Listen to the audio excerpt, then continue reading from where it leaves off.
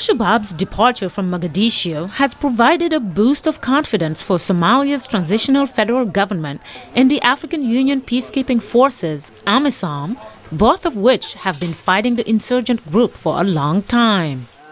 Abdullah Ali Anad is a commander with the TFG forces. We are prepared to continue fighting until we get al-Shabab completely out of Somalia.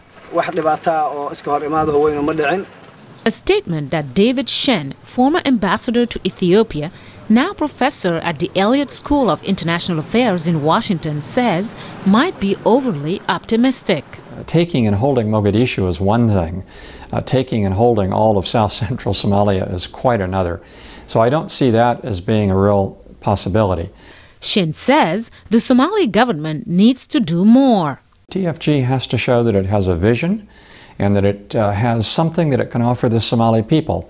And that's where it has failed so far, is on the political front. Because of internal divisions within the TFG, the constant turnover of government, they change prime ministers about every 6 months, it seems.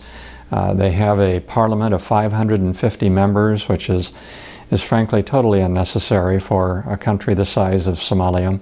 Shin says al-Shabab also has its own weaknesses and divisions that could be exploited. There are those who have a global jihadi agenda. There are those who have a somewhat more nationalistic agenda.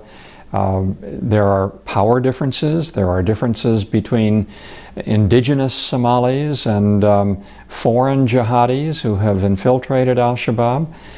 So they have their own internal problems. More importantly, he says, there are divisions within al-Shabab when it comes to food aid. There are those who think that more latitude ought to be given to Western aid agencies, and there are others in al-Shabab who don't want the Western aid agencies in.